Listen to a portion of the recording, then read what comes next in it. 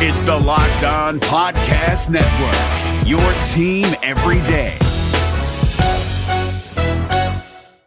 Presented by Climate Power Education Fund. Does big oil care about our streets flooding or our home burning? Not according to an ExxonMobil top lobbyist. Did we aggressively fight against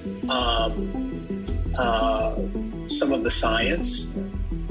Yes. We were looking out for our shareholders. They care about profits, not people. Learn more at polluters.exposed. You are Locked On Mariners, your daily Seattle Mariners podcast. Part of the Locked On Podcast Network, your team every day. This episode of Locked On Mariners is brought to you by Spotify Green Room. Download the Spotify Green Room app and find one of our Locked On rooms. It is Friday, August 13th, 2021. Ooh, Friday the 13th. That's never good, but happy Friday anyway. Congratulations on making it to the weekend. As a reward, there's a pretty good weekend series starting tonight between the Seattle Mariners and the visiting Toronto Blue Jays. Some playoff implications in this one. This is Locked On Mariners, your home for daily Seattle Mariners news and analysis. My name is Titan Gonzalez, joined as always by Colby Patnode. We'll get you covered on the upcoming Blue Jays series later on in the show. Before that, we're going to dive into Marco Gonzalez's dominant start against the Rangers yesterday. We'll also talk a little bit about a valuable element to Ty France's game that deserves some more attention than it's getting right now. But before we jump into today's topics, be sure to follow or subscribe to the show wherever you prefer listening to us. We'd greatly appreciate it. Colby, Marco was dominant against the Rangers yesterday. The Mariners went 3-1. JP Crawford had a home run. Jake Fraley had a home run. But the story here, of course, is Marco. Complete game. Just gave up the one run on a solo shot. Charlie Culberson with that one. Only 2 hits in total, 9 strikeouts, just 1 walk, 17 swings and misses. Obviously, it's the Rangers who, despite the Mariners having lost, 6 games against them this year, are still really bad. But was this the best we've seen Marco all year?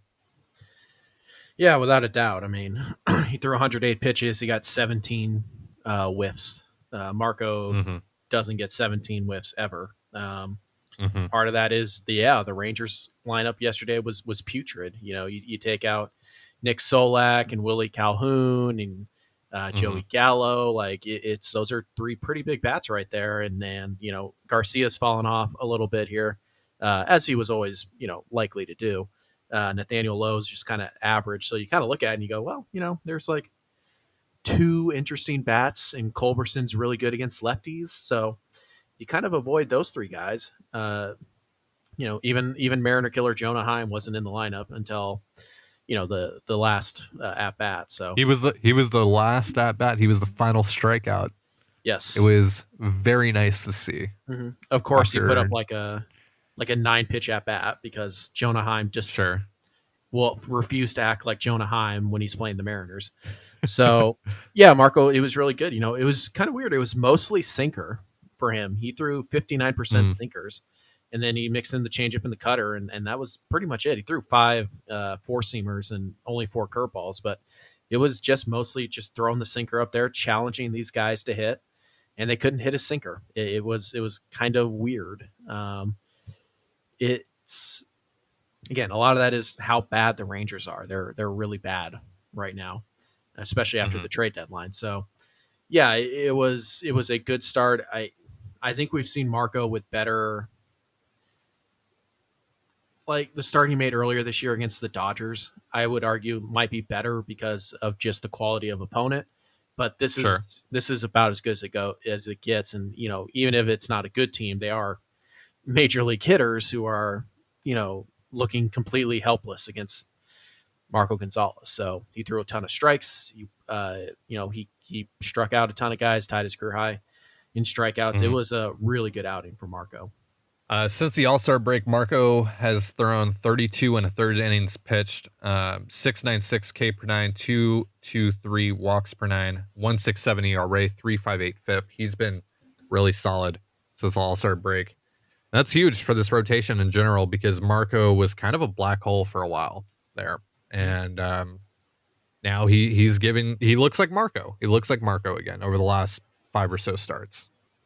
It's been more encouraging than whatever the start of the season was for him. That was really rough. It really didn't feel like you were going to be competitive at all in any of those games for a while there. So nice development here, and the rotation is starting to figure it out. It seems like all 5 guys right now are giving you pretty competitive starts for the most part. Yeah, even when like Kikuchi struggles a little bit, he's finding a way to get through it without, blowing up. And same with Gilbert. Again, you still have to keep an eye on Gilbert, the heavy fastball use. It'll work against the Rangers because, as we discussed, they're not good.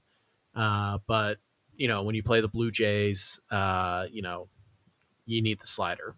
So we'll see how that all goes. But, you look at Marco's day, and only 4 batted balls had an expected batting average over 300. So, and one of them was the home run. The other one was the base hit. So, it was a pretty good day. Let's see, 4 hard hit balls on him all day. Marco was really good. And to see the intensity after he gets the final strike, and that's the bulldog that we've all come to expect from Marco Gonzalez. And really after that, aside from that really bad outing against Texas in early July, Marco's been really good since April. So he seems to at least be back to 2019 levels, and that's always what you would expect from Marco Gonzalez. Yeah, very encouraging. Hey, what grade are you giving JP Crawford's bat flip yesterday? It wasn't like super subtle, as you guys may not know this, but I am team bat drop over bat flip most of the time. It just looks so smooth when you just drop the bat, Griffey style, and then Cano style. But yeah, it was pretty good. A lot of rotations. I'll give it like a 65, 70. Yeah. Yeah. I just kind of like more like just like the watching the home run and then just like literally just dropping the bat. That just looks more, like cooler to me, I guess. Right. But yeah, like the helicopter spin and talking smack to your dugout. Like, yeah, I'll give that a 65, 70.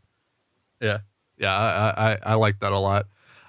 Also really like the uniform combination. I don't get why they only wear the Navy jerseys at home late in the season. It's also kind of weird to start wearing dark jerseys in a day game. That was in the middle of August. That was Marco's pick. Yeah.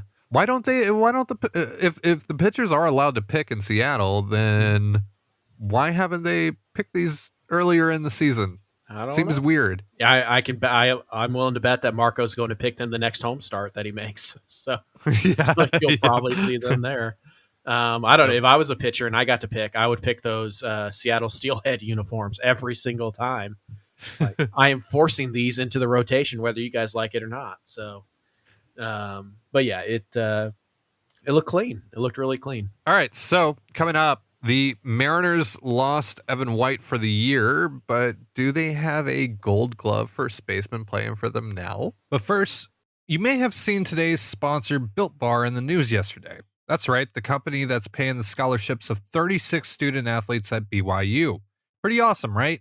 Not only is Built Bar giving back, but they're providing folks with a healthy, nutritious, and delicious alternative for snacking.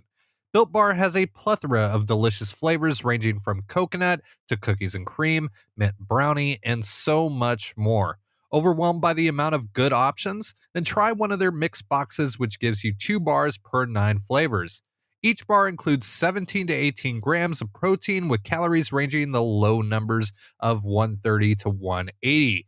They only have 4 to 5 grams of sugar and 4 to 5 grams of net carbs, and all the flavors are amazing, tasty, and most importantly, healthy. Go to Built.com and use promo code LOCKED15 and you'll get 15% off your order.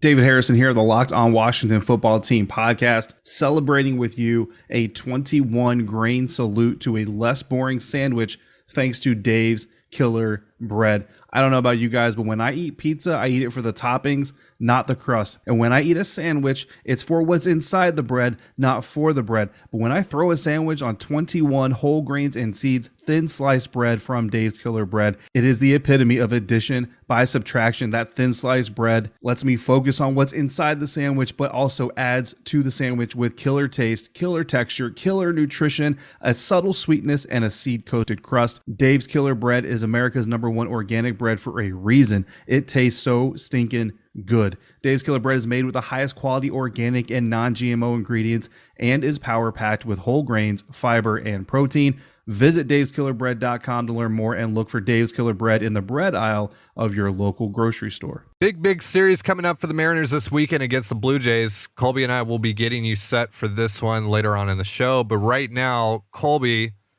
is Perry Hill a wizard? Well, I mean, the nice thing is that if you ever want to make a meme of it, going from you're a wizard Harry to you're a wizard Perry is a pretty easy transition. So There you go. he sure seems to be. You just look at how much better JP Crawford got when he came here. You look at how much better, or how Abraham Toro has handled second base in just 2 weeks since he's been here, and now you look at Ty France, who is statistically the best defensive first baseman in all of baseball. Yeah, and the Sabre defensive index hasn't been updated in a while, but when you look at it from July 11th, that was their last update. The #1 and #2 first baseman in the American League, rather, in terms of defensive value, Jake Bauers and Ty France. Do the Mariners have the 3 best defensive first basemen in the American League in their organization right now? I would probably put Matt Olson ahead of Bowers. But I mean, statistically speaking, yes, of course they do. And, it's kind of funny because you look at Bowers and White, and those are just like 2 really good athletes. They run well even, and they don't look like your typical first baseman. Ty France kind of does.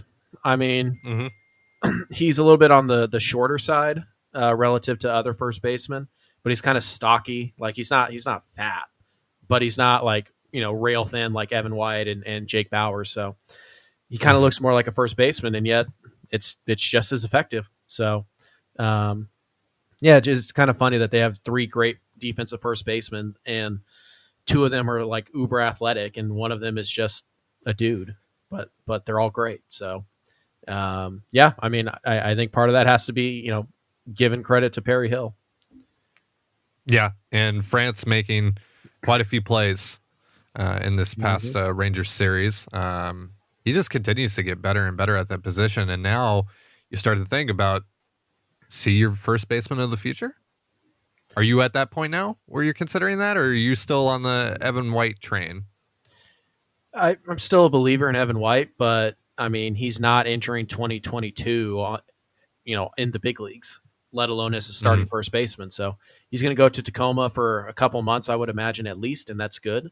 He probably needed that anyways. You might not see Evan White until August. We'll see how the surgery, the recovery from the surgery goes, and then he does need to make some serious changes.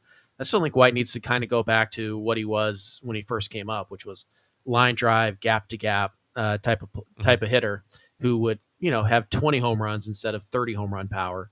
Honestly, that's kind of what you're seeing from the swing, etc. It's kind of what you're seeing from Ty France, right?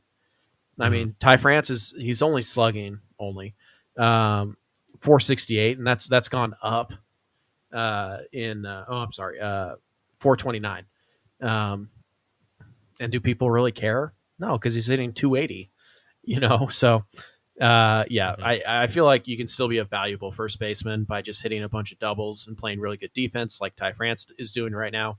So I think for me, I'm not giving up on Evan White, but he is not the starting first baseman in 2022. He's going to have to earn that. And going into the offseason, we talk about offseason plans or anything like that. Yeah, Ty France is written in to the first base slot with pen because he's earned it. Yep, indeed. And, with this pitching staff, the way that these, the style of these pitchers, having a really good defensive infield behind them is incredibly important. What do you think that's just done for this team in general?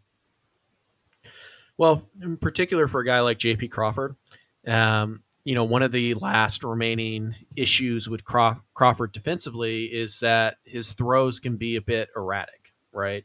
He'll sail one every once in a while. He'll bounce one way up the line. But what having a guy like Evan White and now Ty France allows him to do is he doesn't have to be as fine. He can focus on getting rid of the ball instead of focusing on making sure he has like the perfect footwork and he puts the ball right on the guy. Because if he makes a little mistake, it's going to get cleaned up. And he can bounce the ball over there, which we've seen him do a few times, and he knows that the first baseman is going to help him out. So it's a confidence thing. You don't have to be as fine, and when you're not trying to be perfect, you're just trying to be good.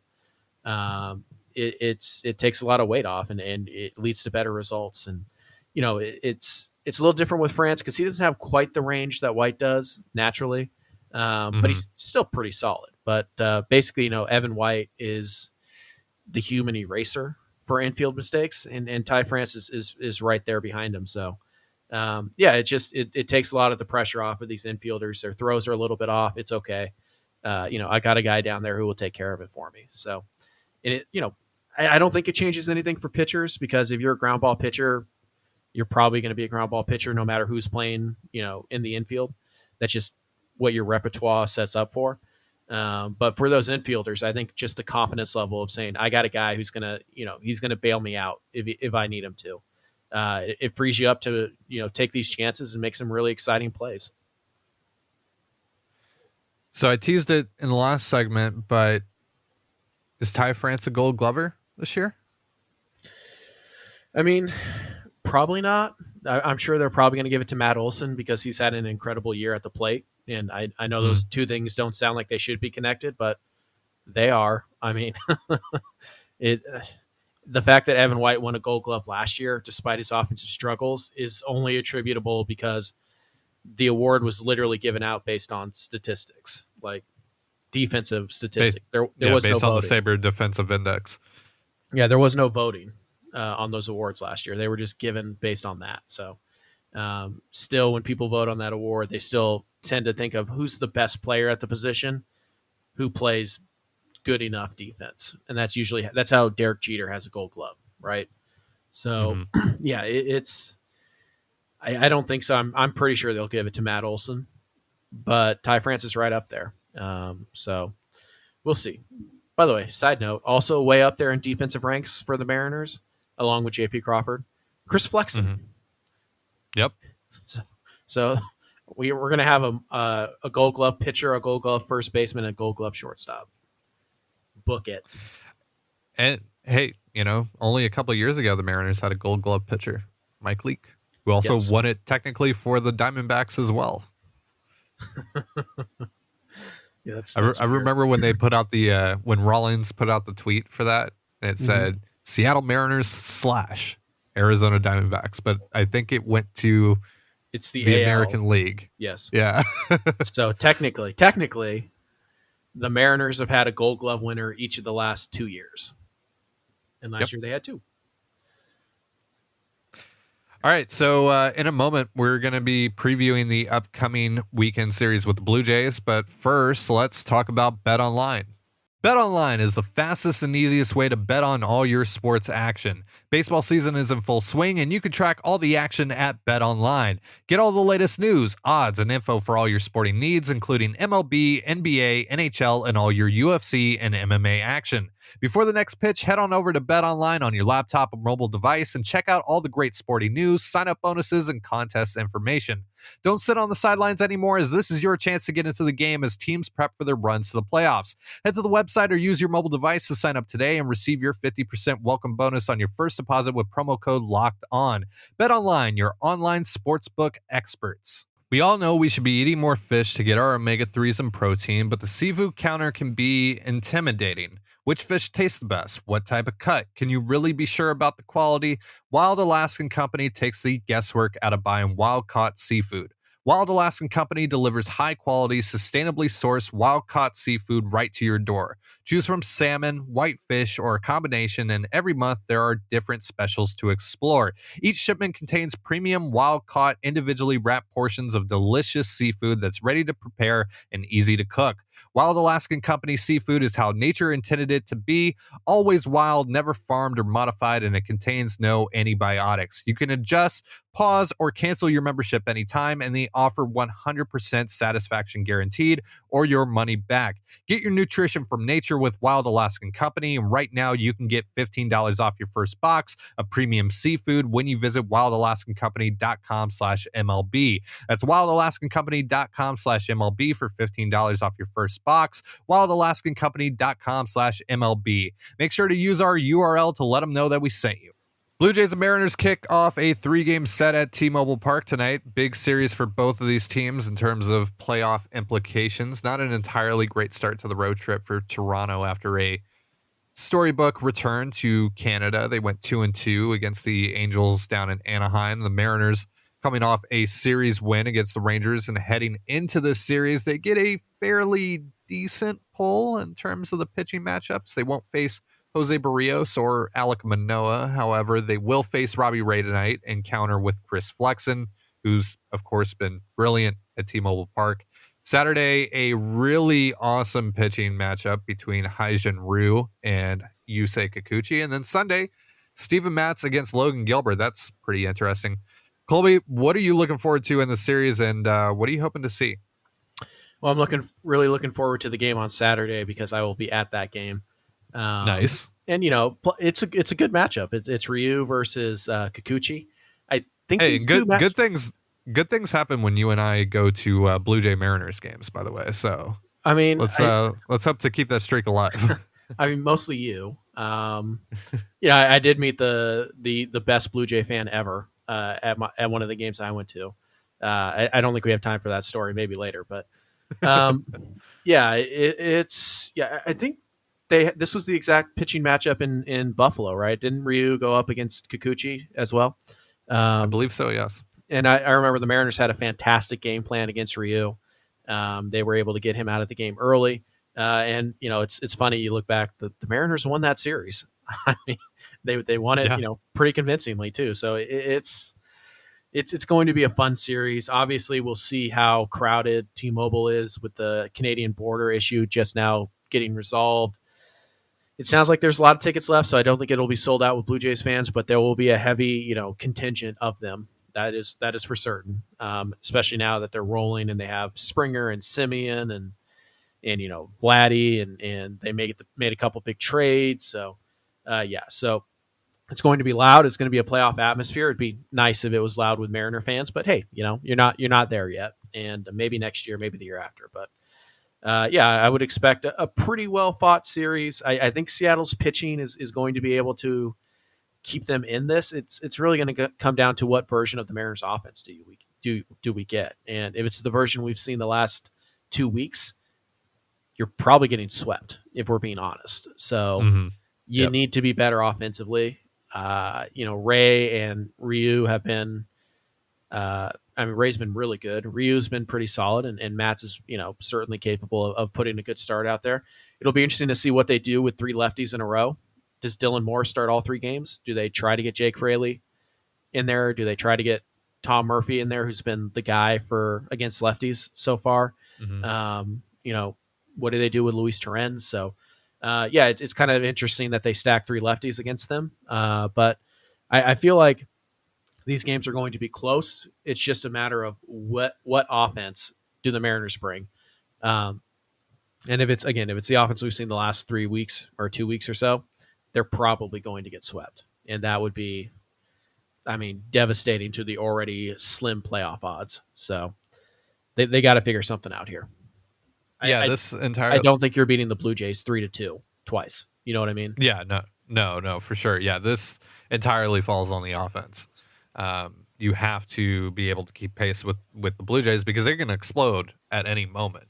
You just look at the homestand that they had.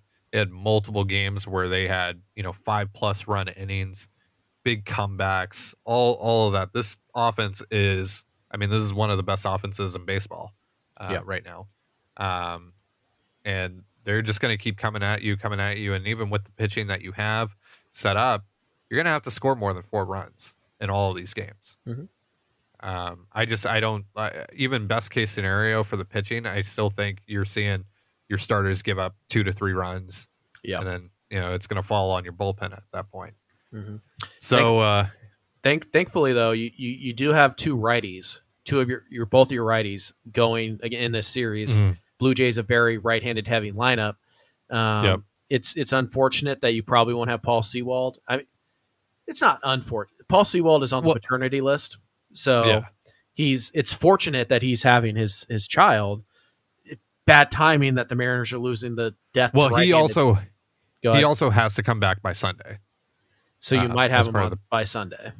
Yeah, I don't know. Marco was able to be away for like a whole week. Whatever. It said 1 to 3 days when they made the announcement. All right. Well, yesterday. Hopefully you have him on Sunday. I mean, I don't really care if he misses the entire series, because he should miss as much time as he wants. So yeah, it's for a good reason. So I don't want to say it's unfortunate that Paul Sewald's wife is giving birth. That's not unfortunate, or I should say partner. I don't know what their marital situation is.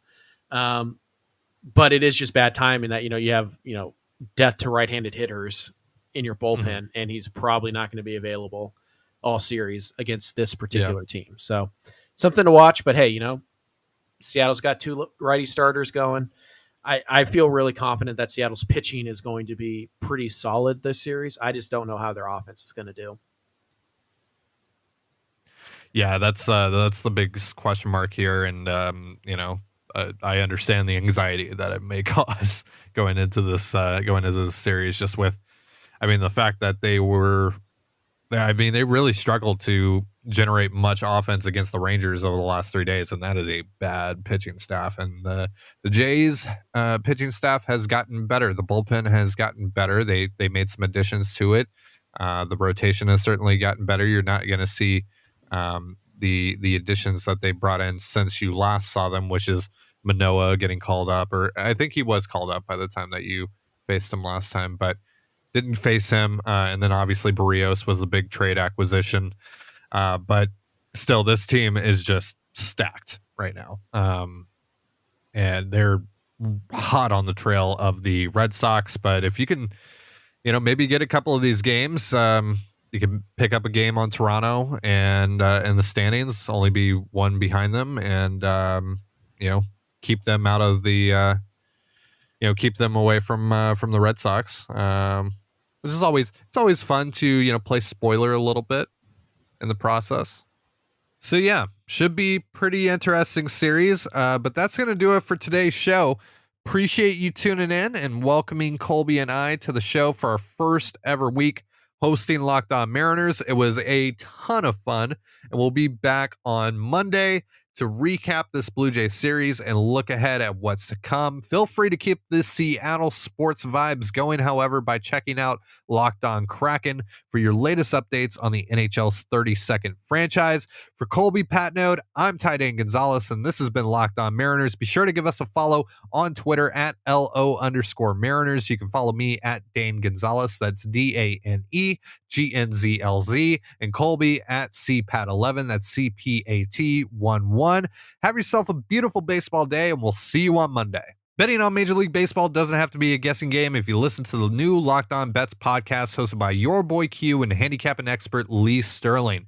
Get daily picks, blowout specials, wrong team favorite picks, and Lee Sterling's lock of the day. Follow the Locked On Bets podcast brought to you by betonline.ag wherever you get podcasts.